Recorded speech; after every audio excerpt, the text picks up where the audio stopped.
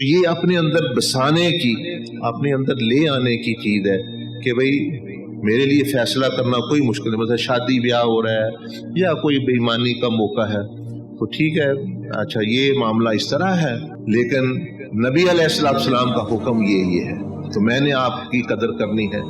آپ کے حکم کے تو میرے لیے کوئی مشکل نہیں فیصلہ کرنا، بھائی میں نے اس طرح نہیں کرنا. بھائی وہ اب امی جان آئیں گے، ابو جان آئیں گے، اچھا اب جی بہن آئے گی، چچا جان آئیں گے، چودھری صاحب آئیں گے، ان سب کی عزت کریں کہ چودھری صاحب آپ کی بھی بڑی عزت ہے، چچا جان آپ بھی بڑے پیارے ہیں، امی جان آپ بھی بڑی پیارے ہیں.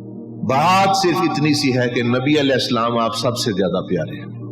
اس کا حل مجھے دے دیں، یا جہاں انہوں نے بچانا ہے، شفاعت کرنی ہے، وہاں آپ نے کرنی ہے تو میں پھر آپ کی بات سنتا. تو اگر نہیں آپ بھی اسی چیزوں کے محتاج ہیں تو ان کے ہی محتاج ہے، تو پھر کیوں مطلب ہے کہ بجائے سبق لینے کے بھئی میرے ابھی مطلب یعنی ایمان خراب کر رہے ہیں، اعمال خراب کر رہے ہیں. یعنی کلیئرٹی آف مائنڈ جس کو کہتے ہیں نا، صاف سوچ. یعنی اے جی امی ریا کہنے نے پہ اے جی بھئی جب آپ نے صاف واضح ہو گیا بھی اللہ رسول کا ایک طرف بات آ گئی، اب دنیا ادھر سے ادھر ہی ہو جائے، زمین اسمان جنات مطلب انسان سب ہو جائے، کوئی اہمیت نہیں. بھائی میرے لیے ایک ہو ایک ارب ہو، میرے لیے کوئی اہمیت نہیں، کیونکہ بات تو یہ ہے کہ اللہ رسول کے مقابلے کا کوئی یعنی ہستی نہیں. تو میں مطلب یہ نہیں کہا. تو جب بندے کا اس طرح کا ذہن بن جائے پھر وہ شیطان سے بھی مقابلہ کر سکتا ہے، معاشرے سے بھی کر سکتا ہے، خواہش نفسانی سے بھی کر سکتا ہے.